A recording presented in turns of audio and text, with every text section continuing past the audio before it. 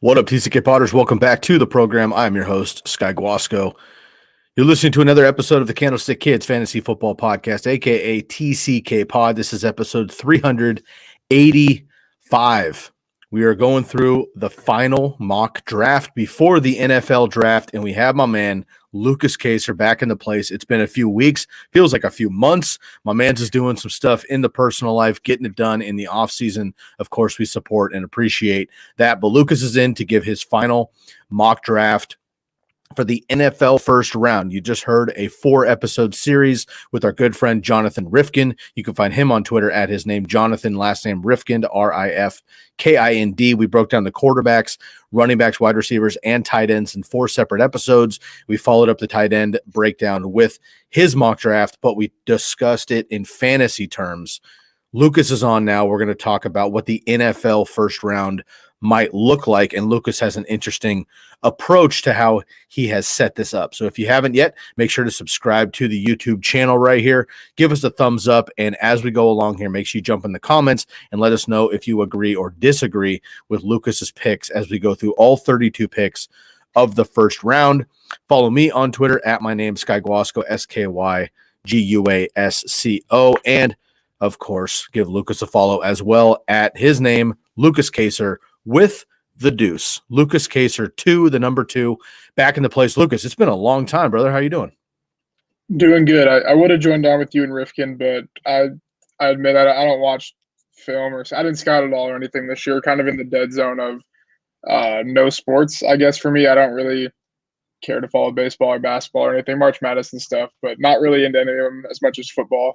So just kind of finishing up school, but really dove into the, I guess, accuracy side, if you will, of the mock draft. I'm in a couple contests where I'm predicting what's going to happen, not what I think will happen or what should or blah, blah, blah. I'm just what I think will happen on a pick-for-pick basis. So I've really been dialing that in the last 2 weeks.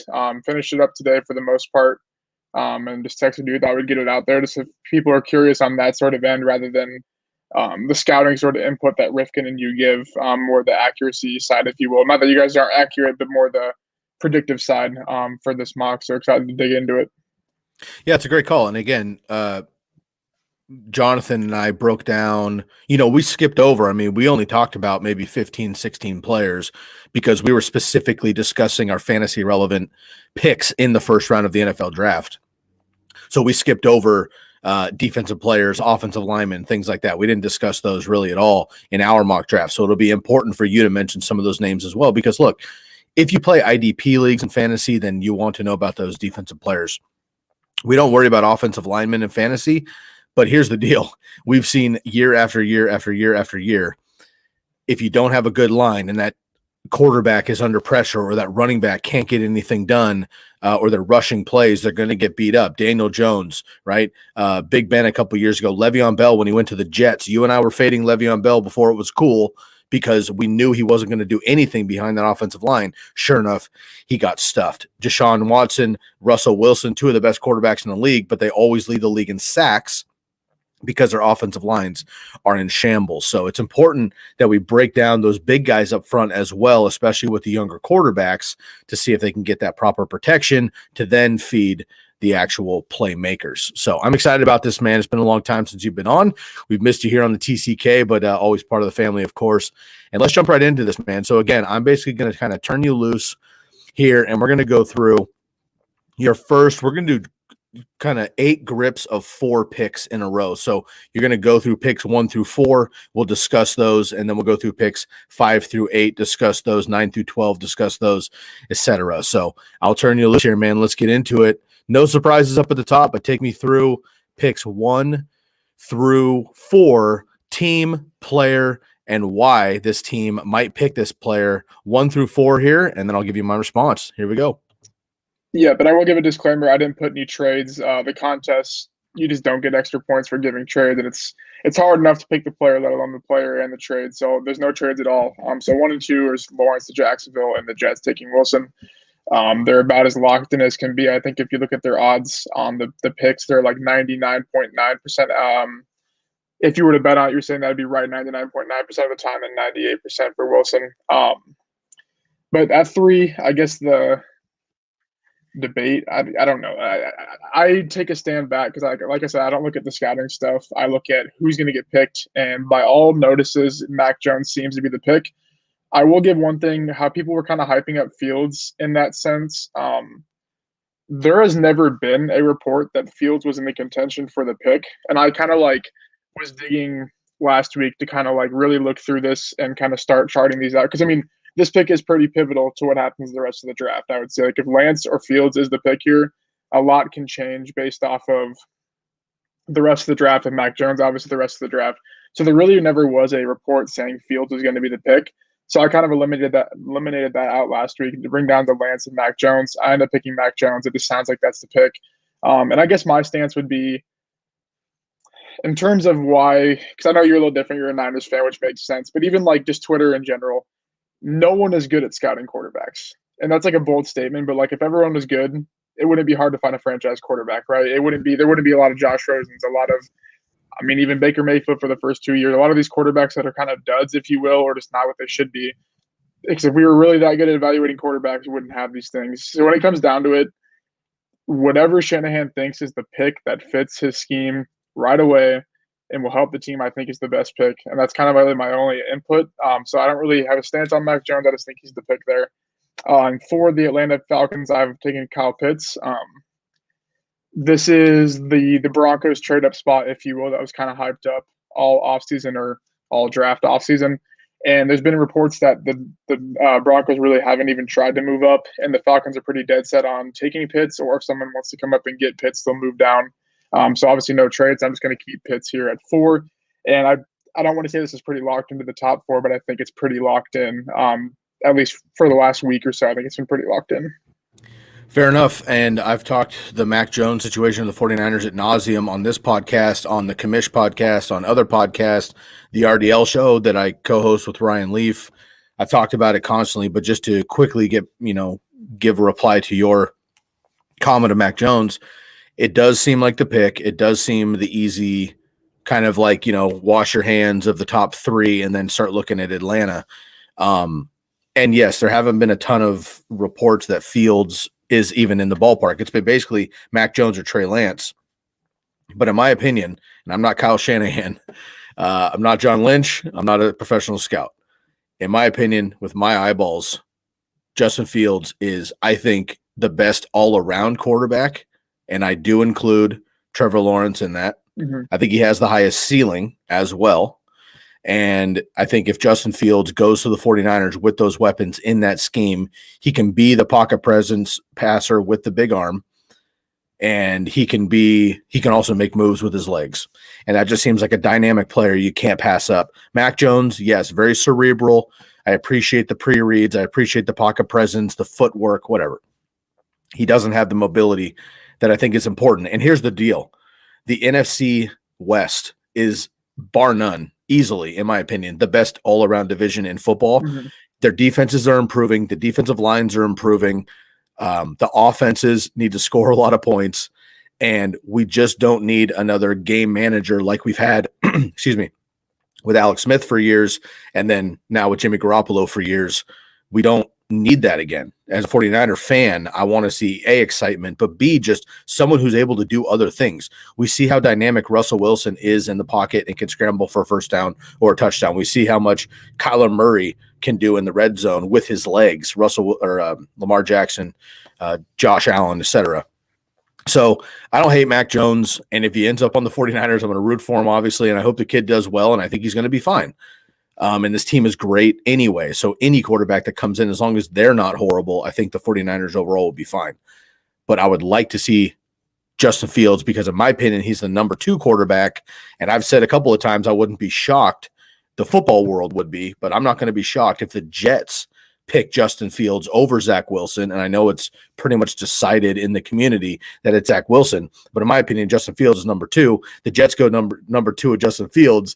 Maybe they fall into Zach Wilson, and I haven't heard any reports of Zach Wilson in the 49ers, so I'm wondering if they're even doing a full scout on him. So very interesting at the top, obviously. And then, look, Kyle Pitts, I had Trey Lance going to the Falcons just because, again, that precursor to having, Matt Ryan and stuff, but I think Kyle Pitts now the more and more we talk about it, they're probably not going to trade back. And I do think that Kyle Pitts would be just that, the positional player, the most talented draft. You can't pass up a new GM, new head coach. Get this one right, move on. Julio Jones taking trade offers, could be out the door June 1st, could be out the door preseason, at the trade deadline, or at least next year. Either way, that is a huge hole, obviously, they need to fill. And Kyle Pitts can help do that in Atlanta. So I think your top four are pretty solid. I do disagree, obviously, with the 49ers, but I'm the minority on that one for sure. So yeah. I will wear that. All right, brother, let's get into 5 through 8 here. So we have the Cincinnati Bengals, Miami Dolphins, Detroit Lions, and Carolina Panthers, 5 through 8. Yeah, but I think the 5th pick here is just about as locked in as well, just based off reports I'm seeing. Jamar Chase going to the Bengals. All the beat reporters for the Bengals, all the guys that are kind of like in the know of this have said it's Chase for about a week and a half. Obviously, the Julio news yesterday was like maybe they take Chase.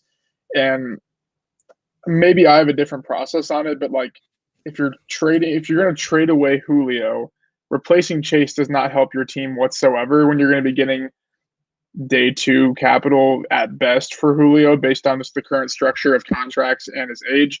So I think it's Chase to the Bengals. I think the Falcons stick with Pitts. Not really worried about those picks. So my top 5 have been locked in for the last about a week. And then this is where you have to kind of make a decision with trades and whatnot. Obviously, I'm not doing trades. I do think there's going to be I don't know, is 5 too many trades? I haven't even looked at like the past number. I think like 4 to 5 trades seems realistic. But honestly, like a lot of the trades, because I think people are going to be a lot of trades up for quarterbacks. Like a lot of the trades always happen in the back half of the first round every single year. Like there really isn't a bunch at the top, and we always project like New England's going to move up, the Broncos are going to move up, blah, blah, blah is going to move up. And like that never really happens. So I'm kind of taking more of a step back and just saying that I'm not even going to try and factor in any of that. For this next pick, though, I have Jalen Waddle to the Dolphins. We are recording this after the Eric Flowers trade details. And now Dolphins think like Eric Flowers was holding them back from Penny Sewell, I guess. Like now they're like locked in to take Sewell because Eric Flowers was going to, playing guard, going to take the starting right tackle's role, I guess. Put 2 and 2 together, if you will, there. That doesn't really make any sense to me. But to me, this really comes down to Brian Flores is not in a landmine situation of he needs to save his job, but he's definitely in a almost to saving job standpoint. Meaning, obviously, they had 10 wins last year. All the Dolphins fans will say they're in a rebuild, but like, what does a rebuild mean? You had 10 wins. Obviously, you didn't do your rebuild very good, right? Like, if you're trying to lose games, you had 10 wins. I just think they go Waddle because I think they look at it. They weren't losing because of O-line last year. They were losing because of playmakers. You go get probably the best playmaker in this class that can punt return, kick return, the little touch passes, the handoffs. I think he's probably the second best all-around wide receiver in this class. Obviously, I like Bateman a little more, but I just think they go Waddle here because people can say they get him in round 2 and round 3, but like there's such a drop-off in this wide receiver class. As much as people say it's deep, it's not deep. Chase and Waddle are by far and away 2 top-notch players that they're not going to get anywhere close to round 2 or 3. So I have Waddle going there. And I have 7, Detroit taking Justin Fields. No trades, that being said, I think this would be the spot a trade would happen if there's going to be something. New England, Denver, even the football team can move up. But I'm not going to try and project what team wants who there. I just took Fields here. I think it makes sense, but it also doesn't make sense, meaning that I think they're just going to take this pick, let Goff ride it out. They can cut Goff for pretty cheap. I think about 10 mil to the dead cap next year, which people would say, why would they trade him just to cut him? But like, I don't really think they traded for him. I think they just got rid of Stafford and took on a contract. I think they'll take the 10 million hit if they have to, if they do have Justin Fields behind them. And I just think the value there, the process behind the pick makes sense. They could go X amount of different ways in the sense, but I do think if there's a trade, that would be the target spot because they could really use anything on their team. And Devontae Smith isn't going to help your receiving core in the next 2 years. Like, I mean, they have the worst receiving core in the league, but like adding Smith doesn't make them average. Like, they're still be pretty bad with Smith there. So Fields to the Lions. The 8 the Panthers, I have Penny Sewell. I think this could go a ton of different ways in terms of who they pick, but I do think it's O-line or corner. That being said, it could be Horn, Surtain, Sewell, or Slater. I just think Sewell because I think he's the best by far and away O-line in this class. I don't know. I mean, Slater's getting some buzz to go one, but like I don't know why. I guess like Sewell was like the consensus 102 pick the last 2 years, right? In all these mocks. Hypothetically, the Jets should have kept Darnold and just drafted Sewell. Personally, I think, but he's definitely the best O line in this class, and I think the Panthers will take that to protect their investment in Sam Darnold for the next couple of years. It's good value for the Panthers, and Penei Sewell sat out 2020 due to COVID, opted out of the season. But you're right, he would have come out as a top pick last year as well. A few disagreements, and obviously out of the top four, everybody's all over the place. So I do have a few disagreements, but I want to invite the live listeners here on YouTube, Periscope, and Facebook, get into our question of the day here. And if you'd like to jump in the comment section, we will bring up some of your favorite picks for your own team. Let us know who your team is. Who should your team pick in the first round of the NFL draft? I'm a 49er fan. Lukas is a Denver Bronco fan. Dweez is a Bears fan, and Bobby is a Chargers. No, he lives in San Diego, but he is a Giants fan. So we're all over the map. But who should your team draft in the first round? Jump in our comment section here, wherever you're watching, and we will bring those up as y'all tune in. Lukas, let me reply to these, and then we'll move on to a couple more picks here. So at number, with the Bengals, I do think that Jamar Chase has certainly climbed up the boards the last couple of weeks, because we saw, you and I were talking pre-show, that Joe Burrow basically hand-selected T. Higgins as the first pick of the second round last year. When it was open that Joe Burrow was a Bengal, they started going to him and say, hey, who do you want in the first pick of the second round? And after some of the wide receivers went off, he said, look, I want T. Higgins, hand-selected him. Jamar Chase and Joe Burrow connected for 20 touchdowns, 1,800 yards in LSU, and just absolutely dominant performance. So a lot of people are saying that Penei Sewell should be that pick there for the Bengals. I don't disagree with that. But if it's going to be a skill player, Jamar Chase over, let's say, obviously another receiver, but even over Kyle Pitts makes the most sense. So if the Bengals are going to go skill position, I do think it's Jamar Chase.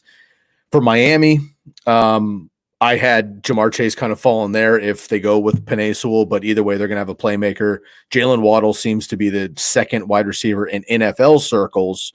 Obviously, Devonta Smith winning the Heisman Trophy, but Jalen Waddle seems to be that guy. Interesting pick, though. Teamed up with Tua Tagovailoa, Alabama connection, which is great, but they just brought in Will Fuller as well. So they're going to have two huge speedsters plus Devontae Parker and Mike Gesicki over the middle, and Preston Williams if he can stay healthy. So if Tua can put it together, this could be a really dynamic offense, and we know how good their defense has gotten over the last couple of years. Justin Fields to the Lions. I mean, I just said I want him to go to the 49ers. I think he goes early, but I understand where you're at right there. And then Penei Sewell falling to the Panthers. Look, I think it's going to be Rashawn Slater because I don't think Penei Sewell lasts that long. Either way, though, they are going to go probably big left tackle to solidify that offensive line, that offense, and help Sam Darnold. And if somehow Kyle Pitts falls that far, then I think a steal for Carolina would be Kyle Pitts to include him into that offense, which already has a bunch of dynamic weapons with McCaffrey and those wide receivers. And I do believe in Sam Darnold. I've been saying it for a couple of years. I'm anti-Adam Gase. I do believe in Sam Darnold. I think he's going to be just fine in this offense when Ted Bridgewater ends up going to New England or whoever the hell he goes to. Probably Denver for your sake. Okay, let's move on to those Denver Broncos here, man. We got number 9, 10, 11, and 12 picks. If you're just tuning in, once again, this is the Candlestick Kids Fantasy Football Podcast. We got my man Lukas Kaser here. I'm your host, Sky Guasco. Question of the day, who should your team pick in the first round of the NFL draft? We're going through each pick of the NFL draft and what Lukas would do as the GM of these teams. No trades included. This is face value. These teams included here. Jump in the comments if you'd like to be involved with the show.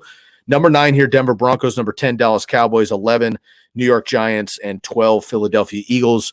Lukas, your Broncos are on the clock. What you got?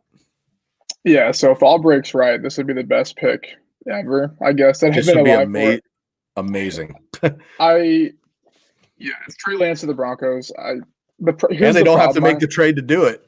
Yeah, the thing is, I think one of these quarterbacks will fall to 9. Like, I don't think that's like like, I don't know how these trades are going to go, right? I've said that a couple times, but like, if the Broncos don't get a quarterback, I seriously don't know what they need to take. And I'm not saying that from like our team's a very like we're like the greatest team ever, right? But like we literally have a above average starter at every position except for quarterback. And there's not a second option to like move down and get a quarterback like there was with Drew Lock, like there was last year with Jordan Love. Like there is literally these four dudes, or sorry, math, five dudes, and then like you're waiting until next year. Like that's how it is, right? And there's not a quarterback that we can trade the number 9 pick for. Like Teddy Bridgewater would be a 4th round pick, probably 3rd round pick. So like they're in a really bad spot, but also a really good spot of this draft. And it's like I don't really know what to do outside of Trey Lance. Obviously, Trey Lance fell here. If he's gone, I could see him going Parsons or something, just because they could use another linebacker in the rotation. But that's the pick there. Dallas here, I have Rashawn Slater. I know that hasn't been mocked across Twitter at all, but all the guys that rank at the top of all these contests, a lot of the sharper guys, or have been on podcasts this week, and they said that like they think it's about 50-50, that it's O-line or corner. If Dallas, here's my process behind it. If Dallas was quick to pick CeeDee Lamb over a defense last year, why wouldn't they be quick to pick 2 really good O linemen over a corner again this year, right? Like the process stays the same. It's why I don't think the Dolphins drafted running back in the first 2 rounds. They would have done it last year with Jonathan Taylor if they really wanted to. That being said, if it's 50-50, flip a coin, Slater, Sewell, Horn, Surtain. Either way, I think it helps the team. Protect your investment at quarterback. They finally made it. I think that's the right move here. Slater can play guard and tackle. Their O-line was banged up last year. So I just think that's the pick. The Giants here have Jalen Phillips. Bold, I guess. The thing is, I don't know what the Giants are going for. I don't think they need a receiver personally in the first round. Their receiving core isn't the reason they're losing games.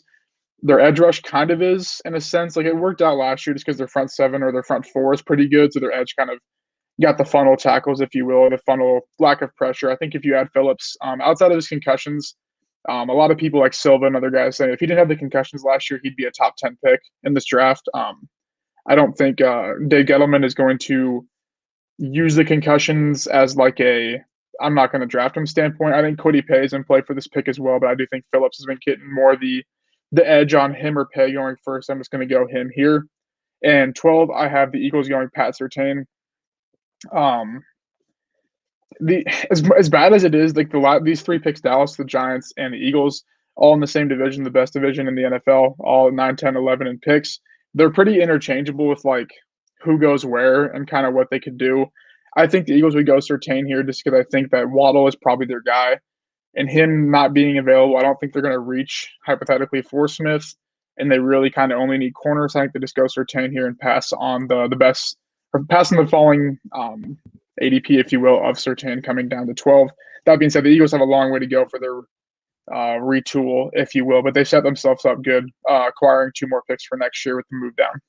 They absolutely do. And I think that Patrick Surtain, they're moving. I think maybe Patrick Surtain seems to be the Cowboys pick at number 12 in most mocks. But if they do go with Rashawn Slater or somebody else, then Surtain fall into the Eagles is a nice pick. They do have, Darius Slay, so they have a shutdown corner already, kind of hybrid safety. They get another one that would help tremendously with obviously the weapons, especially in Dallas. The Eagles need wide receivers bad, though. Deshaun Jackson's gone. Alshon Jeffrey's gone. We'll see what happens with Jalen Reagor. I actually like Jalen Reagor a lot. We'll see what happens. He was hyper-targeted with Jalen Hurts last year in limited work. J.J. Arcega-Whiteside hasn't quite panned out. So we'll see what happens there. But they have the pick of the litter if they want. They had another first-round pick in Jalen Reagor last year. But according to your mock so far, and correct me if I'm wrong, only Jamar Chase and Jalen Waddle have gone off the board in your mock. I think Devontae Smith is even still available. Yeah, so, I think Waddle might be a reach for me. Like I think it's going to be very offensive heavy, but like O-line and quarterback in the first couple of picks. Obviously, Pitts and Chase are locks for top 10, but like it really opens up at the Dallas pick, hypothetically at the Broncos pick too. If a team moves up for quarterback to where like all 3 of these teams are in, or even 4 are in great spots. Like the Eagles are in a fantastic spot to move down, to move up. Like to do whatever they want. I think they're going to utilize it. I think Peterson's he's finally seeing that light. Like, because when he came in, he had all the bad contracts, the front-loaded contracts, and this is the story of everyone says the Eagles are bad, aka like Cowboys fans and stuff, but they beat him every year. Hypothetically, like they moved back still can get their number one player on the board in Waddle, who they're probably going to take at 6, add another first, add a third, I believe, and then they're in a spot again to move back again. I think Farley's just as good as Surtain. If they want corner really bad, they can move back to like 20 if they wanted and get another pick on top of that. So I think they're in a really good spot. Even the Giants are at 11 and 12 too. Yeah, I agree there. Awesome, man. So you have and then Jalen Phillips, I think, is a nice pick. First defender, correct, Yep. off the board for you. Okay, I'm just trying to keep track of all these. First defender off the board, great pass rusher. Again, the Giants need a handful of things too. They could go offensive line still. They could go another wide receiver, although they have plenty. They just brought in Kenny Golladay, of course. They're bringing Kyle Rudolph. They need a lot of defensive help, though. One of the worst defensive units in the NFL last year. Jalen Phillips will hopefully help them out there.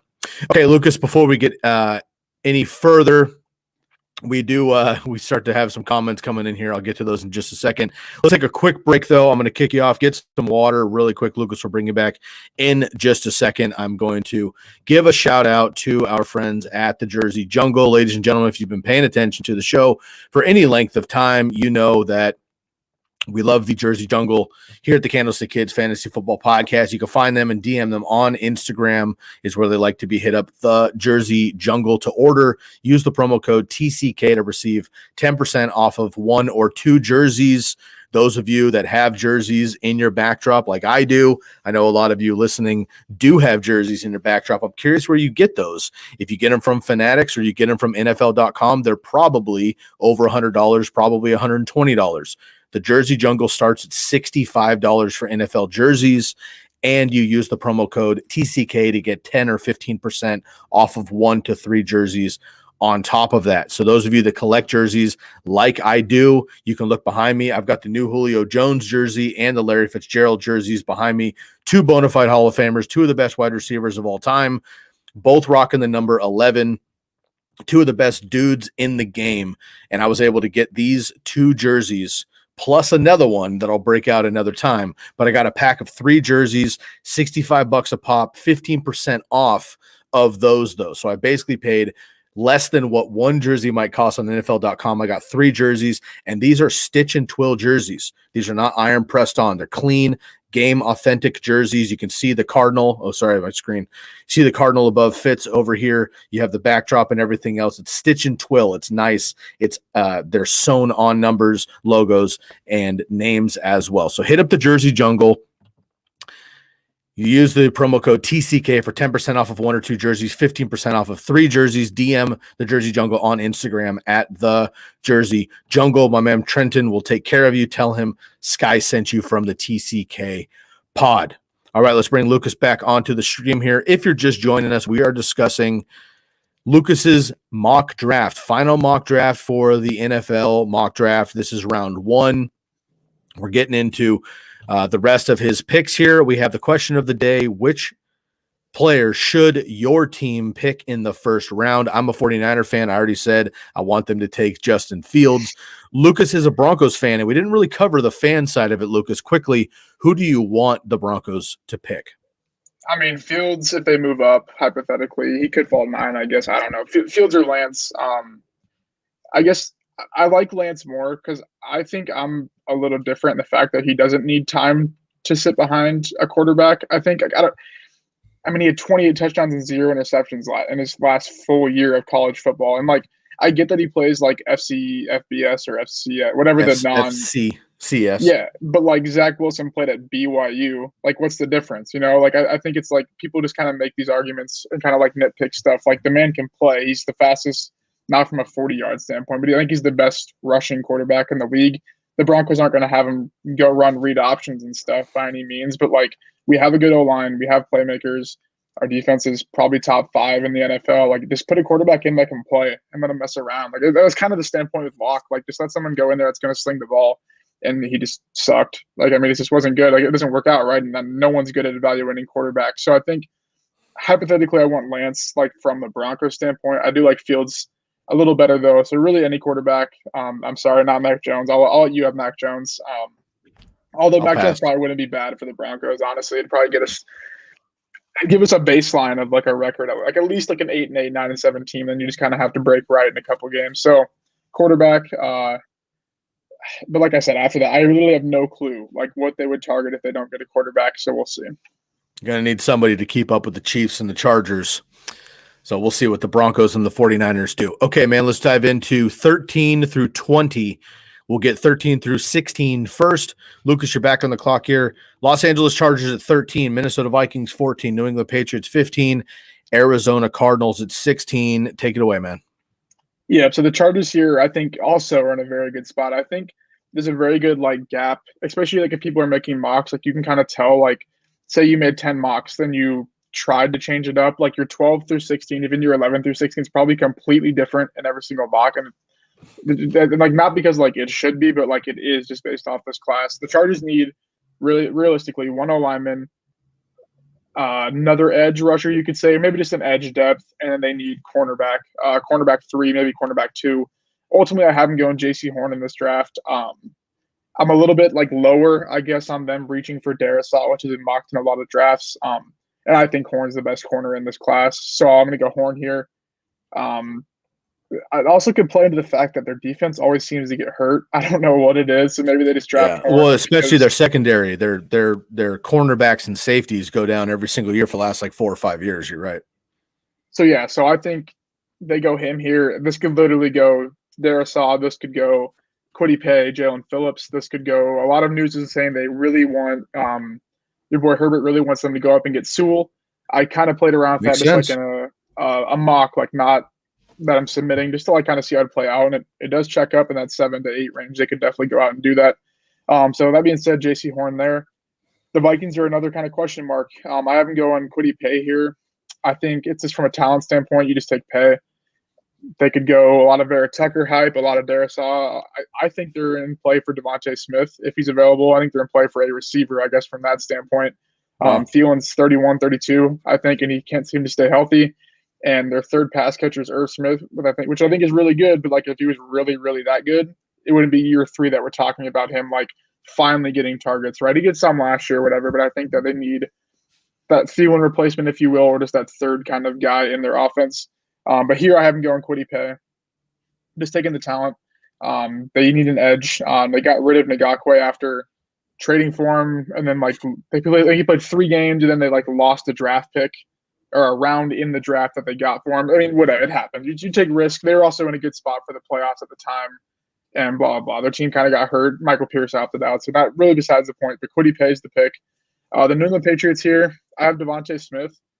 They're a team where, like, if they don't trade up, I really don't know the route they would go from a team building standpoint. Like, all of these picks are, like, from a franchise standpoint, what I think is going to happen. Like, I'm not trying to, like, what would be cool and all that stuff. I think Smith would be the pick because I think their offense is, like, fluid enough now. Last year it was terrible because players opted out. The team was just a direct last year.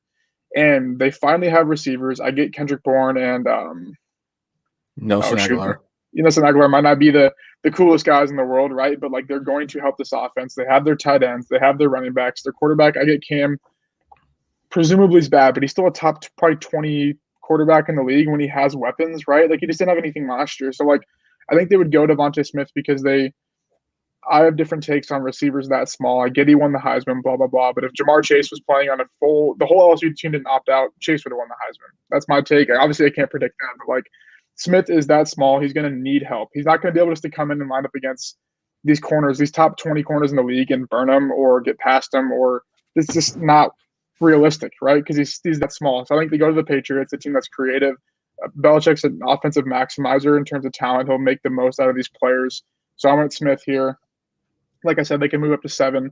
I could see them moving back too, just to kind of get some depth at defense pieces because they're going to be reloading a little bit in the next 2 years in terms of some older guys leaving. Their O-line's pretty set, but they kind of have some age there, some contracts kind of to fix there. The Cardinals, this is the famous spot for like Caleb Farley, I think. I think Farley's really good. He's been slipping, but then he kind of recorrected himself in terms of like the betting market, if you will. I kind of used that as ADP hypothetically, and he kind of rose back up. But I do have him going Vera Tucker here because he's a versatile O-lineman. Not that Kyler Murray was under pressure a lot because he's kind of quarterback just to kind of run around anyways, but protect your investment, right? Like this was the best part of their offense last year. Make sure he's the best part of your offense for the next X amount of years. Protect him. You can worry about the defense in the rest of the draft. I think they pick at or maybe they don't have I think they don't have a second round pick. They have a third round pick that also kind of plays into it too, because they maybe are looking for running back hypothetically in round 3, James Conner and Chase Edmonds. So I'm just gonna go Vera Tucker here. I could see Farley, I could see Newsome, I could see Darisaw, I guess, based off my mock, but I think the versatility will help their offensive line a little bit. I like a lot of these picks in the GM mind frame. They're not sexy picks as far as the fantasy football world, which 99% of listeners right now are in the fantasy landscape. But Lucas, you came into this with the GM mindset. Let's unpack this really quick here. Chargers, I don't know if they'd move up for Sewell, but if Herbert wants that, and again, Oregon connection, I think that is so great to have the continuity. So if they could move up to 7 or 8 and flip, the problem is the teams at 7 and 8, maybe the Lions would be the team that would move out for them. It's 7. But the Panthers, the Broncos, the Cowboys, those guys are going to stay up there. They need help themselves anyway. So Lions are going to rebuild anyway. They might just take picks. But I like that pick there. J.C. Horn's a beast, SEC, battled Kyle Pitts and those kind of guys, Jamar Chase and whatnot, and did pretty well. So I like that pick there.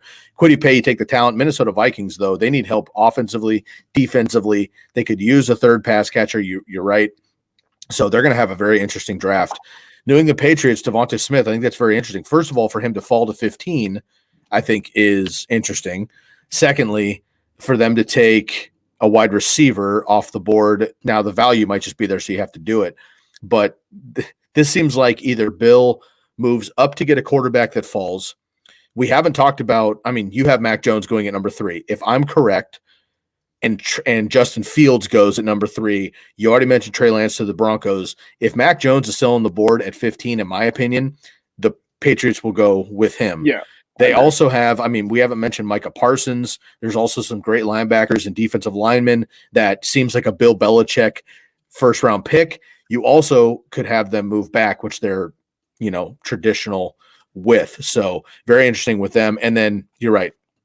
Elijah Vera Tucker's a great option. Heard the character stuff. He's a great kid. Mm-hmm. No red flags, but also able to play offensive guard and tackle. That versatility on a young offensive line trying to help Kyler Murray is paramount, especially with the the Rams defensive front, the Seattle defensive front, which is improving, and the 49ers, of course, coming back healthy. You need to improve that Cardinals offensive line. So good call there. Okay, man, let's get into 17 through 20. 17, we have the Las Vegas Raiders. 18, we have Miami Dolphins on the clock for the second time. 19, Washington football team. 20, Chicago Bears. Raiders on the clock. Lucas, give it to us.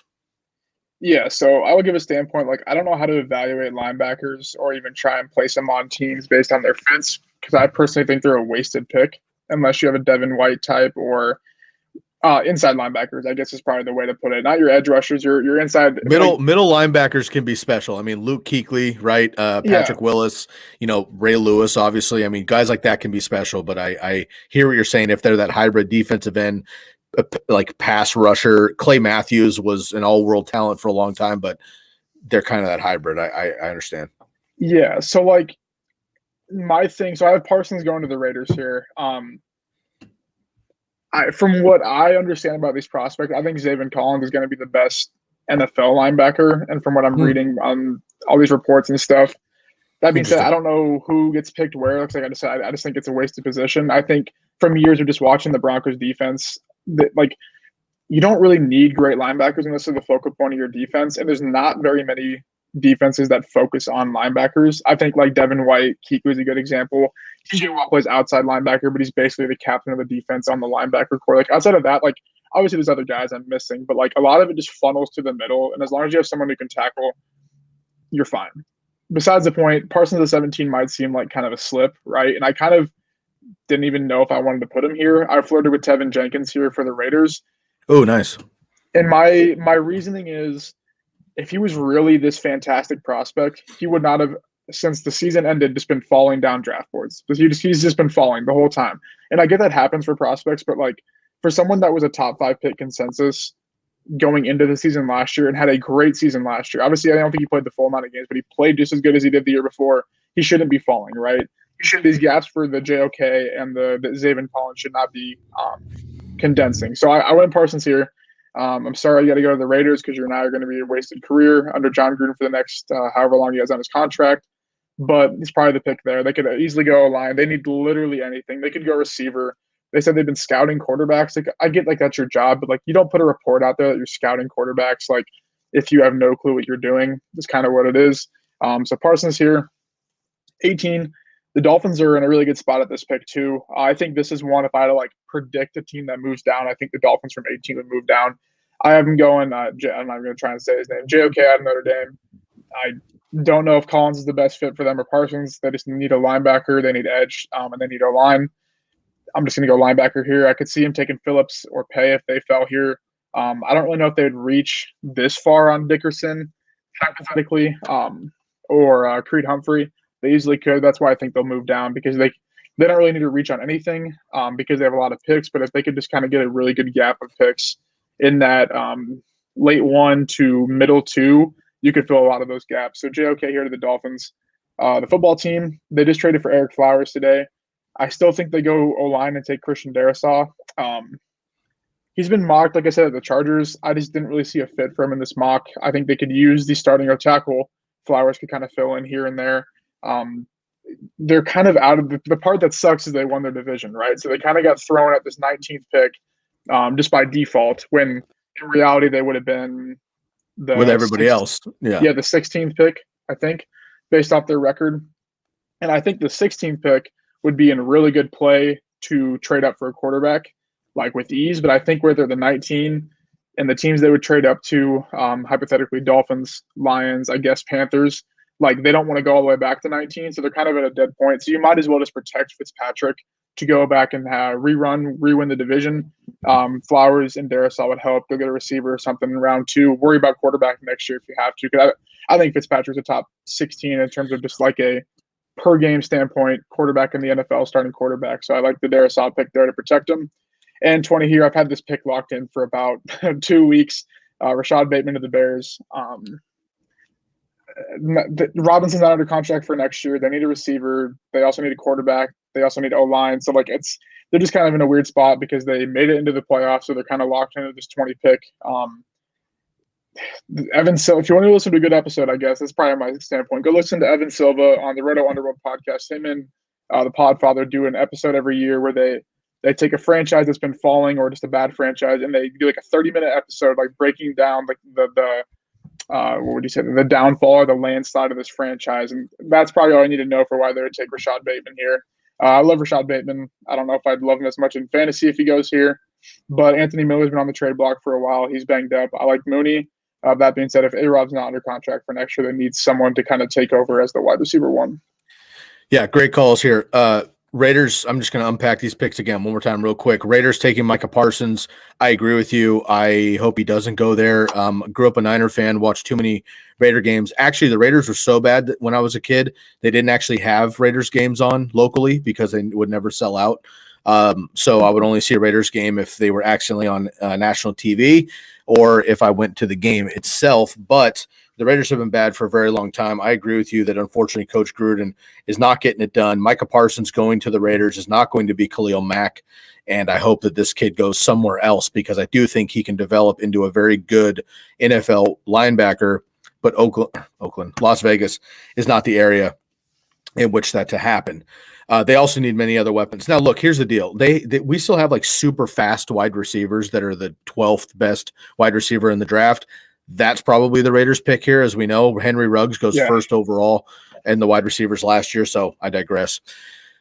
Jeremiah Usuwa-Koromoa is JOK for Miami. I think that's a good pick for them as well. Again, they have a lot of picks. They can move up or down with that. We'll see what happens. Washington football team, Christian Darrisaw falling to 19, in my opinion, is a steal.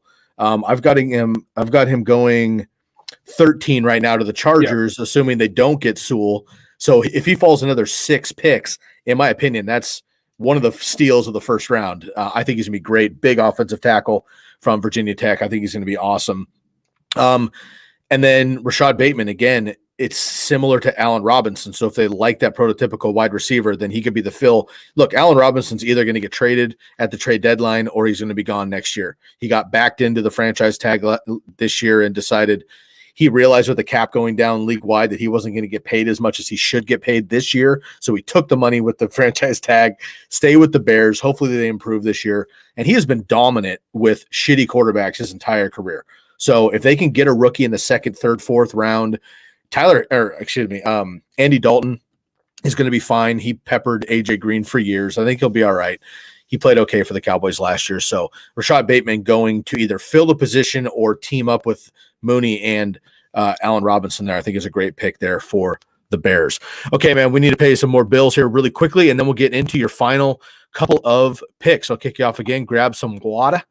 We'll jump into this again one more time. If you have a question of the day, who should your team pick in the first round of the NFL draft? You want to jump into the comments, let us know, and we can get to those picks as we go along here. But first, I want to give a shout out to our friends at Bomb Banana. Bomb Banana is a new sponsor. You can use the promo code for 10% off of your order. This is banana-based hot sauce, not to be confused with banana-flavored hot sauce. I'm not a huge fan personally of banana flavored things, smoothies, those little runt candies, other things. I love bananas, the fruit, but I'm not banana flavored stuff. This is not banana flavored. It's banana based. This was created by 4 buddies, BFFs out at the University of Michigan. Shouts out, go Blue. In Ann Arbor, Michigan, these guys put together a new hot sauce company, good friends of the show. You can go to seekthespice.com. And at checkout, mention TCK for 10% off of your order. I've got these. I've been repping them the last couple of shows here. I'll bring them up real quick. You got the 2 hot sauces. You got the white right here. Oop, get you in focus. Bomb Banana hot sauce.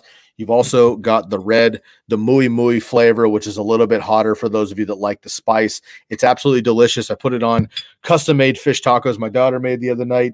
I also put it on eggs in the morning. You can put it on any of your snacks coming up for the NFL draft. Go check out Bomb Banana. You can check them out at seekthespice.com. 10% off of your order. Again, banana-based hot sauce, not to be confused with banana-flavored hot sauce. It's absolutely delicious. Good friends of the show. Go check out Bomb Banana at seekthespice.com.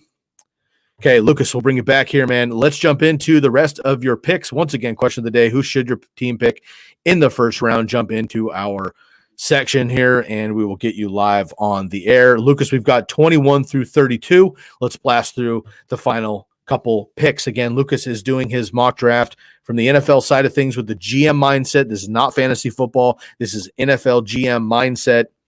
Let's get into this here. Colts at 21, Titans at 22, New York Football Jets on the clock again at 23, and Pittsburgh Steelers at 24. 21 through 24, Lucas, who you got? Yep, so the Colts here, everyone knows that I think they're a superior franchise because they are. They always will be. My buddy's a big Colts fan. He's really deep in the beat reporter world, if you will, or the Twitter. His Twitter's filled with Colts stuff, basically. He just sends me updates here and there, and he sent me one about an interview that Ballard had, I want to say end of last week, about how they were one cornerback away from like making a run right at the Super Bowl. They finally got their quarterback. Take your opinion of Carson Wentz, if you will. The team's going to get 10, 11 wins because they're just a good team. And I have Caleb Farley going here. This is interesting. I haven't seen this once. This is the first time, so I want to hear your take on this. Yeah, so the way I look at it is I think there's a lot of corners in this class, but that being said, it's like 8 deep. And I mean, if you're watching the bottom of the screen, you can see my next picks, but the cornerbacks just aren't going to be there where the Colts pick in round 2. And outside of that, they need O-tackle and maybe an edge. Like, they don't really necessarily need an edge, but they kind of could get one in round 2. They will fill those needs like they always do in day 2 or 3 with the O-tackle, with the edge. Hypothetically, they could take one in round 1. I'm not saying this is a lock, but if they are one cornerback away from contending, and that's what Ballard said, he's going to do everything in his power to go get a cornerback, right? Hypothetically, the Cardinals could go Farley. I just don't think they will, based off like what I'm seeing in the betting market, the reports, kind of the latest mocks from all these other guys. And Farley, I think, is the best corner. He had his injury issues, but like, take that with what you will, right? Like, I think Marshall's having these injury issues and he's falling out of round 1. Terrence Marshall, receiver at LSU. I think he's like the 3rd, 4th best receiver in this class. So Caleb Farley here. If I'm just going off the report based on a team need, they have Kenny Moore, Xavier Rhodes bounced back last year. Outside of that, they're kind of scratch, if you will. At depth, they have Rocky Sin, but he's more of a fill tackling cornerback, I guess is the word, or more just like your your football player, I guess is the way to put it, rather than like your coverage corner. So I like this pick here. If this somehow happens, and obviously I think it's going to happen, watch out for the Colts. I mean, like, watch out for him already, but if they can fill in Caleb Farley as their cornerback 3 and he really isn't that banged up, they're going to be pretty good on defense. My next pick, Tennessee, 22. This also kind of plays into the Farley pick. I have them going Greg Newsome, cornerback out of Northwestern. I think they know the team behind them, who they play twice a year, also needs a corner. I think that also will play a little bit into it.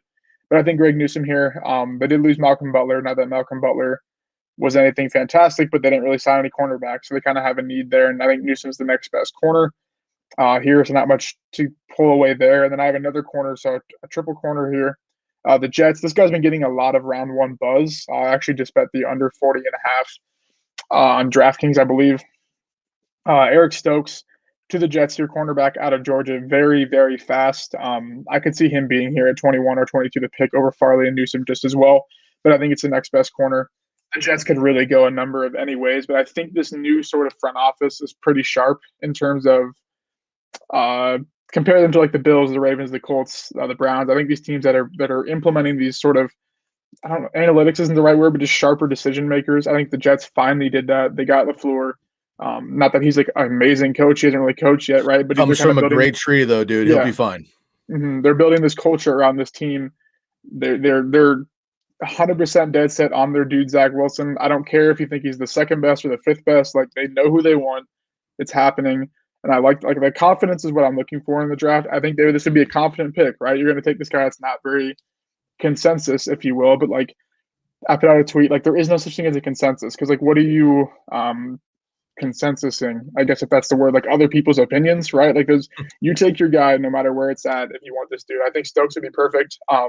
Not that he'd fix the defensive backs by any means, but having a guy with speed at least makes up for hypothetically a lack of talent, if you will. Bradley Roby's a good example. He played on the Broncos and on the Texans. When he was on the Broncos, he was definitely like the third, fourth best corner, but he played like every single snap because he was fast enough to, if he got burned, he would just catch up and he'd just make a play, right? I think Stokes is that type of guy here at 23. And 24, it's not that it's a locked-in pick. I think the position of pick is pretty locked in. The Steelers going running back. I have Najee Harris. This would be literally the last thing this team would need. They have a lot of needs, a lot of cap issues. They need a quarterback. They need O-line. They need a cornerback. They need literally depth anywhere but running back. I get that they're McFarland and Snell are their starters, but like they could use a day 2 or 3 guy. But Najee Harris is the pick here. It seems pretty locked in. They kind of announced that they were leaning that way, and then all the betting market shifted to Harris's over-under is set at the Steelers pick. They're favorites to go running back in round 1. The reports are saying they love this guy. And I think Harris is great, but like I did too. Yeah. Behind the O-line they showed last year, and they lost pieces from that O-line and didn't even have the money to replace them. Like, I don't know what they're expecting. And hypothetically, possibly the second best division in the NFL. Like, I know it's kind of bold, but like, if the Bengals, it's not bold at all. All those teams are good, and the Bengals are improving, and the Browns are probably going to win it this year, in my opinion. I mean, yeah, like they have a really good roster. So like, we're going to see like sort of the tide shift, and kind of like if they make this pick, it's literally the Chiefs from last year. Like, and I get that's not a good comparison because like the Chiefs won the Super Bowl or whatever, but like by taking this pick, you see the after effects. Like, obviously the Chiefs could have insert any guy that was good last year, but let's just say the Chiefs took O-lineman, right, last year. Like, they wouldn't be running into this issue where they would have had to give up a lot of capital for a guy that has not played left tackle in a couple of years to then have to pay that O-lineman and then have to sign Tooney, use all your money for O-line, and now you're in a dead zero where your wide receiver 2 is Byron Pringle, right? Like, it's these picks it's literally a luxury pick that just has so many after effects that we've always seen. The Raiders with Josh Jacobs are a good example. Like, all these picks, they never work out. And we can say this every year, they never work out, but teams will never listen because they would have listened after Josh Jacobs. They would listen before Josh Jacobs. So I think Harris is the pick here, but that being said, I'm not stoked for it. Hypothetically, this team needs to trade back. Like, if they're like in a perfect world, to just maximize the value on the picks here, maximize the abundance of the picks. But I do think they go Harris at 24. And maybe the argument is that they could – I mean, look, I'm still looking at my mock draft. I've got 2 or 3 offensive tackles you haven't even mentioned yet. And not that either one of us is right or wrong. We just think of it differently. But there's still a lot of value at offensive tackle and guard and linemen in general, and they need to fill those up, obviously. And they have defensive holes as well, but a very good defense still. So maybe they're just thinking, like, look, if we can get the bar none best all around talent. And look, frankly, Najee Harris just feels like a Steeler, if that makes sense. Like, he feels like a Steeler. He's a 3-down back. He's been compared to Le'Veon Bell coming out size-wise and everything else. And Le'Veon Bell trimmed a bunch and really toned up when he came out of Michigan State. But he was a little bit bigger, like Najee Harris. He's a 3-down back. He can catch the ball. We know that that's what the Steelers want. And if they think, and they have targeted 2 or 3 offensive linemen in the back half of this draft, Najee Harris would be the guy. If Najee Harris is gone, and they don't love Javonte Williams, I don't think they go running back here, because I don't think they just get ETN or Michael Carter or anybody else just to get a running back. I think it's Najee Harris specifically, personally, for me, to the Steelers. If he's not available at this point, then I think they go offensive lineman or elsewhere. So we'll see what happens. Now, Najee Harris to the Steelers might be the number one fantasy move that all of us want for fantasy, but for NFL, Lucas, I agree with you. And shouts out to my boy Caleb Farley. I'm a big fan personally of this dude. I watched an interview with him with Chris Sims, and every college athlete is super confident, borderline cocky, because they have to be. You have to think that you're the best, even if you're not. Caleb Farley, A, is very good and at the top of his position. B, his confidence is a proper amount of like humble confidence. This dude is confident as shit without being arrogant. Love his energy. He's got back problems, but if he can stay healthy, I think he's going to be awesome. And if he falls to the Colts and that's their guy, that's, again, one of the steals of the draft, in my opinion. All right, Lucas, we've got another grip of guys here at the back half of the draft. Let's chunk in your last 8 picks. 25, Jacksonville on the clock again. The Cleveland Browns at 26, Baltimore Ravens at 27, New Orleans Saints at 28. Yeah, so I have the Jaguars here going Tevin Jenkins. That might be a little low, but like I don't really know. His betting line kind of matches up here. His other mocks kind of matches up here. Great pick if they can wait that long on him. Yeah, I think the Jaguars are in a good spot here to do a lot of things. I mean, I think there's been a lot of rumors they really like Pat Freiermuth. They won't go him round 1, but I could see him moving. They already have an early day 2 pick, I think, or early second rounder. They don't have another one, so I could see him moving this pick to kind of acquire. I mean, ideally, like I think what would make sense for the Chiefs is to move back up, give them your 2 seconds for this pick to go get a receiver, especially the way my mock's falling. Like Elijah Moore, Terrence Marshall are there, Rondale Moore if they like him. But that being said, Tevin Jenkins, I could see him going Trayvon Moehrig. They could break it and go ETN here, kind of unleash the running backs, if you will. But I think that Jenkins will be the pick here. They're basically building from scratch, right? Like they have their players that were there, but like they're building from scratch the new regime and Trevor Lawrence. So I like the pick here.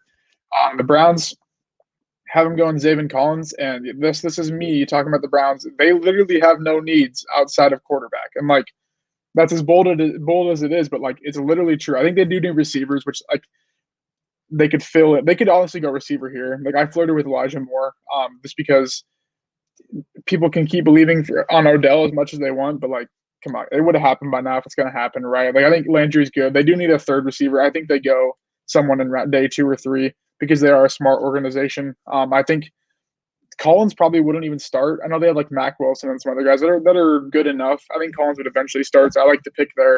A little bit of a luxury pick, if you will, for the Browns, which I don't think anyone ever would have thought would happen, but they're kind of at that point. The Ravens' first pick is up here. They did a fantastic job of just completely swifting the Chiefs on that deal. They got rid of a guy that didn't even want to play, added picks, saved a bunch of money. I think they'll just fill in the role with someone else going in here. And an interesting thing, the Ravens, I was reading something on The Athletic, and I forget the GM's name, and he said the number one secret to drafting was having an abundance of picks. And he broke it down as like, you can't pick every pick right? So I think it's from a math perspective. Say you have 70 picks. Let's say for the math purposes. Actually, no, it's a terrible analogy. Say you have 5 picks, right? You pick on 5 picks. Your chances are smaller to hit right than if you have 10 picks. And I think this, like, I was thinking about it. Like, yeah, that makes sense. But I actually went back from, like, the Ravens picks. Like, they probably had the best draft class for as long as I've, like, really cared about football, draft classes, because they just have an abundance of picks, right? Mm-hmm. They take all these dudes that just, even if it's, like, Miles Boykin, say he's bad because we look at it from a fantasy perspective. Like this dude plays like 70% of the snaps. He plays special teams. Like he's a crucial part to this offense. Like they got him in the 5th round. Like all these guys, they just go in there and get. So I do think they go Azeez Ojulari, I think is how you spell it or say it, out of Georgia. Edge rusher. They got rid of Judon. Talk bad about it, I guess, if you will, but like they didn't want to pay him because they didn't need to. They didn't want to pay Ngakwe. That worked out pretty well. They're just going to fill that back in with Ojulari on a rookie deal. he's been getting a lot of buzz to the Giants, actually, all the way up at 11. Kind of apparently the Giants really like him, and when Gettleman likes a guy, he goes ahead and gets him. So keep that under radar for betting, I guess, if you want to throw a long shot or something. But I like him at 27 there. The Saints here, I'm actually very interested to see what they do in this draft because I think them and the Bills, I think, are in really good spots to kind of be like, I have no clue what they're going to do. I'm taking Trayvon Moehrig just because he's mocked higher in about every single mock position in need, and I think they would capitalize on a playmaker on the back end of the ball. That being said, they could go receiver. They could go front seven. They could go corner. I really don't know what they're going to go here, but I'm just going to go Moehrig for this pick because I really have no clue, so I'll just take the best player available. Fair enough. Let's get into your 29 through 32 as well, and then we'll kind of unpack these 9 picks. At 29, we got the Packers. 30th, we got the Buffalo Bills. 31, Chiefs, and 32, Super Bowl champion Buccaneers. Yeah, so I think the Packers pick here is going to be a very unpopular one, if you will. I think ideally the most mocked, obviously people want receiver. Like, I don't even know it's bold for me to say like they're not taking one, guys. Like they would have taken one last year if they really wanted one. And like there's some things I just like the Brown stuff, like the whole Odell thing, like something, and not that like those are the ones that hit, but like there's just some things that like are blatantly true that people want to beat around sometimes when it comes to football. Like it just kind of is what it is. Like the Packers would have drafted a receiver last year if they wanted to. They clearly felt like they didn't need one, so they took a backup quarterback. Like process that. Like they were that confident in the receiver core. They took a backup quarterback knowing they couldn't get out of their quarterback's contract for the next 4 years at the time. Like to me, that just shows they're not worried about receiver, and they shouldn't be because Lazard and MVS were good enough to get them to back-to-back NFC championships, right?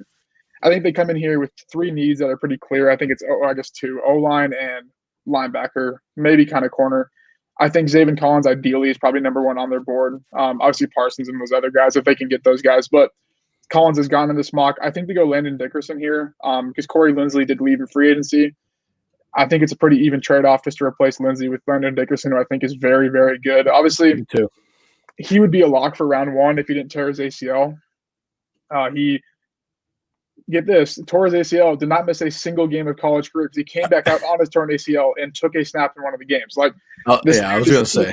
He just played like him and Creed Humphrey, like whoever gets those 2 guys. That's like how the Broncos got Cushenberry in round 3 last year. Like for some reason, like these players just fall and like it's like what is going on, right? Like you want ballers, you want dudes that want to be out there. It's that simple. That's why I love Caleb Farley so much. I think he's extremely talented. He's at the top of class anyway, but the dude just exudes like I want that fucking guy on my team, not on the other team. Yeah. And Landon Collins is another one of those guys. I agree.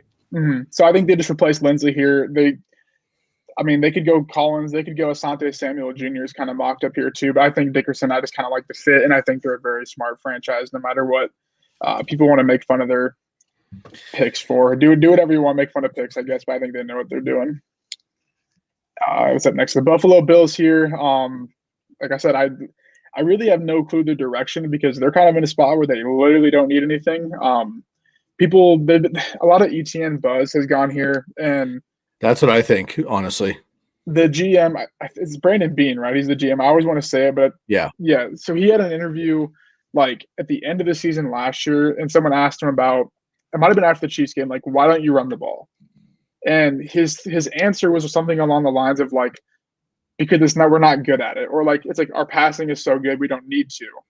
And like I think that says something like how like Ballard's like we need a corner and we're in the Super Bowl. Like when they say things like that, it really like pops out to me. Like if they admit like they're bad in a spot, no matter which way they bend the words, like they're telling the truth. Like they're not gonna be like, oh, we suck. Like if they're like the Chiefs, right? Like if they like, oh, we need O-line. Okay. They went out and got O-line in free agency, right? And they just traded for Orlando Brown. So I think I could see ETN here. I just think they're a really smart franchise and know that even if Moss and Singletary aren't great, those 2 combined equal ETN in that offense because they're not just going to hand the ball off 20 times a game now that they have ETN compared to the like 7 times they did last year with their 2 running backs. So I took Jason away here.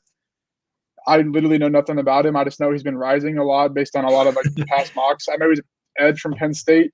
He must be pretty good if he outperformed Shaka Toney, who I thought was a lot better during the season, and Parsons, and they're all rising basically. So I took him here. I could see him going to Asante Samuel Jr. I'm kind of 50-50 on those 2, and I might submit that before Thursday. I'm still kind of in the decision process of that, but they really just need to add depth anywhere they can, because as bad as it is, like no player is going to make this team better than the Chiefs. It's like the Ravens. Like no player is going to like make them the on paper best team in the league. They just have to hit right in the playoffs and beat the Chiefs once. Like it's kind of how the NFL works, and it kind of sucks that it is. But they just kind of in a spot where this is about as good as you can get. You just kind of have to hit right in the playoffs, and I think that's kind of where they're at.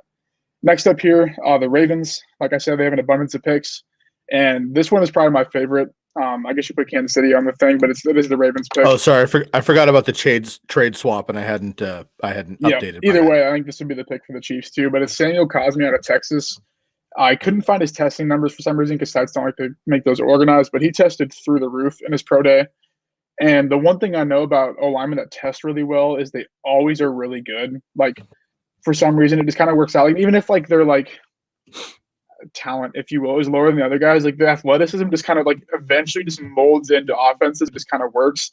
And the Ravens are the easiest like O-line scheme to mold into because they run the ball so much, right? Like you just have to run fit in your gaps when you're blocking. You don't have to try and keep these edge rushers off your quarterback because these edge rushers don't even want to rush Lamar Jackson, right? Because he's going to run by him. So I think Cosmi would be a beautiful pick here for them. I could easily see them going edge these first two picks because that's really only like their glaring need. Obviously, they need O-tackle now because Brown's gone, but they can kind of fill that in the later rounds. But I think they go Cosmi here. People want a lot of receivers. Kind of the same boat of like, I feel like they would have been more aggressive in free agency if they really wanted one. Kind of like the Bears were aggressive going to get Kenny G. All these guys they missed on. I think that's why they take Bateman. I think the Ravens got Sammy Watkins. Say what you will about Watkins. I really think that's all they need. I think people are kind of catching on to like the why take one if you're not going to really use it. And I think that is true. Like that's why I like Mark Andrews in fantasy so much every year. Like, because like that's just their offense. Like it's not going to change. Like they've had the same coaching staff since their MVP season with Lamar. Like they're not trying to be like Lamar. Like you got to throw the ball 30 times a game now. Like they know their offense is what it is. They just got to break right in the playoffs. They almost did one year. Then the Titans beat them, and they almost did last year. Lamar got hurt. It was a bad game, whatever. So they kind of have a lot of wiggle room with who they could go, but I do think they'd keep off receiver with these two picks. And the Buccaneers here, they're kind of interesting because they could really go a lot of ways, but they don't need to go any way, hypothetically, right? They returned 21 of their starters. I haven't taken Joe Tryon out of Washington. He's been getting a lot of buzz moving up edge DN from Washington. This kind of just plays into a long-term pick of replacing your starters once JPP leaves. And the Dominican Sue, I could see Barmore going here. I could see a running back going here. As much as like they don't really need one, and I think they know they don't need one, I could see that. I could see a receiver going here. Hypothetically, maybe you just don't think Tyler Johnson can fill that 3 role or Scotty Miller, so you just replace AB. But that is my pick here. But I'm excited for these last 8 picks on Thursday because I think there's a lot of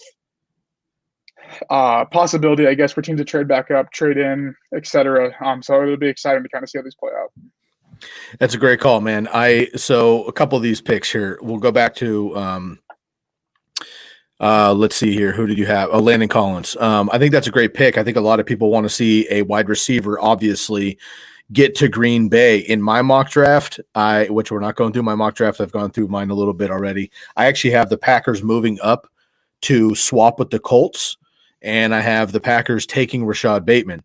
I just think he'd be a great complement to Devontae Adams. And I think that while they got so much heat last year, getting aggressive and taking a proper wide receiver that would fit the scheme while you still have Aaron Rodgers, it's like the Matt Ryan thing in Atlanta. It's like, look, if you're not going to pick a quarterback, do what's best for your quarterback you already have, which is Kyle Pitts. If you're not going to move on from Aaron Rodgers one way or another, I know they picked Jordan Love, but if they're not going to move on from Rodgers, stack him up, and he hasn't had that dual threat. And like MVS and Lazard, like, yeah, they're fun. Tunyon caught 11 touchdowns last year, but he was like 60th in targets or something stupid.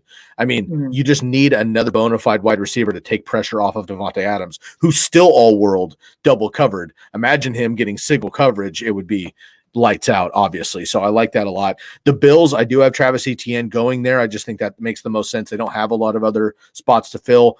ETN, I think, is a better version of Zach Moss and Devin Singletary in what each of them do. And then Singletary and Moss, who aren't terrible, but they're not starting running backs, in my opinion. If you bring in an ETN, Singletary and Moss can both be early and third down backs to spell ETN when he needs it or in special situations or in case of injury.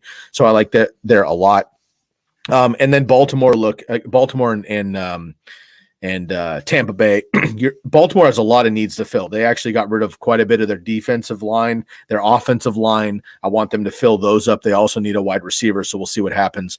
And then Tampa Bay is just getting some frosting here. I have Christian Barrymore going to Tampa Bay. I just think him filling in for Ndamukong Suh next year or this year, learning from him, moving on next year would be an excellent fill. But Joe Tryon is similar on the outside. So either way, them picking up somebody I think would be great. And I do think they'll pick up like a day 2-3 running back, one of these, I don't know, Chuba Hubbards or, Kenny Gainwell or somebody like that, who you can patch in case Rojo or Fournette or Gio Bernard, all these guys, somebody goes down or they have all specific roles for Brady. I think that's a great idea there. So awesome, man. Ran a little long today, but we had a lot going on here with your final mock draft. You have a very interesting approach to this, which I appreciate. And you know that I always appreciate your content in general because I know how hard you work and think about this. It's very logical versus hyperbole bullshit, which we just don't do here on the podcast. But I appreciate how you laid everything down, man. There's a lot of picks that you got me scratching my head like, oh shit, maybe I should take an extra look here. I should take an extra look here on my mock draft and see where we look. I have a lot more receivers going. Kadarius Toney, Terrace Marshall, Rondale Moore. You didn't mention any of those guys. I've got all of them going in the first round. Yeah. I've got Travis Etienne, Asante Samuel, Wyatt Davis. Let's see anybody else here. Jalen Mayfield. A handful of guys that you didn't even mention. So yeah, I think the receivers. My standpoint on it is as a fantasy Twitter, if you will, everyone loves these Elijah Moore, Terrence Marshalls, Rondale Moore's. It just kind of it's because there's no football going on. As much as that sucks to hear, it's just kind of what it is. That's why people think Javonte Williams is going to be really good. So many podcasts I've listened to are they're more PFF analytical based. With these models, they're this running back class sucks, right? Because it does. In a sense, we're trying to make this all-world running back prospect out of a guy that split carries in college, 50-50, down the middle, right?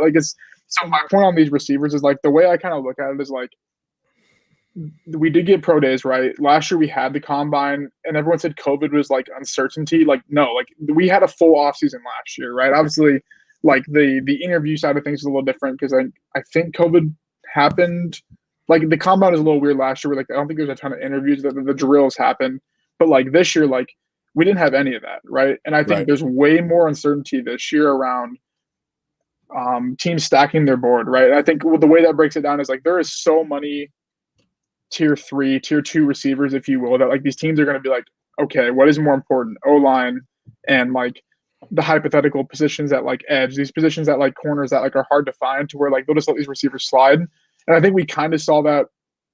We saw the opposite last year where Ruggs went. The Cowboys took Lamb outside of need, which I think was a fine pick. I'm not saying it was a bad pick, but it backfired a little bit in the fact that they could have just traded back or they could have let these guys slide to take another guy and it would have worked out to where I think we're going to see Elijah Moore, Terrence Marshall, Rondale Moore. The early day 2, the first 10 picks, they'll probably be 6 receivers, I think. I think it's going to be teams moving up or teams just going receiver, because there is teams that need receivers, but there's not a glaring need outside of the guys that we have Jamar Chase, Waddle, Devontae Smith.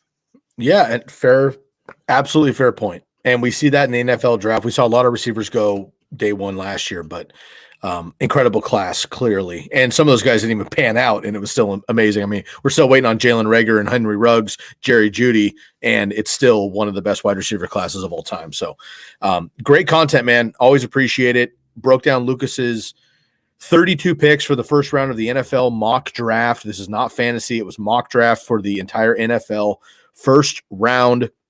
We're getting into it, man. NFL draft is right around the corner. Very excited about it, and best of luck with your bets. Hopefully it works out, and excited to get you back into things, man. I know that you're wrapping up things on your personal life, work, school, just fucking stay focused, man. You're at the finish line. I'm really proud of you, and I'm stoked to get you back on the squad here for TCK. We've missed you a lot, but glad we could bring you on for this episode. Once again, the question of the day: who should your team pick in the first round of the NFL draft? Make sure to give us subscribe, a like, and a message down here in the YouTube channel. Let us know. We'll respond to our thoughts on that. And if you have not yet already, you can follow me on Twitter at my name Sky Guasco, SkyGuasco, on Instagram fantasyfootball_TCK pod, TikTok at TCK pod, and on Facebook as well, the Candlestick Kids Fantasy Group. And you can find Lukas on Twitter as well at his name, Lukas Kacer, Lukas with a K, Kacer with a K, LUKASKACER with a 2 at the end on Twitter. And make sure to subscribe on YouTube and follow anywhere you're listening to the podcast as well. It's been a pleasure, man. Longer episode today, but super pumped to have you back. Very excited for the NFL draft coming up, man. And we will be with you next week for full recaps of each position of the NFL draft once they go down. Enjoy the NFL draft. Have a lot of fun, family. Tell your friends and your family about the Candlestick Kids Fantasy Football Podcast, and we'll catch you next time. For my man, Lukas Kacer, I'm your host, Sky Guasco, and we are out here.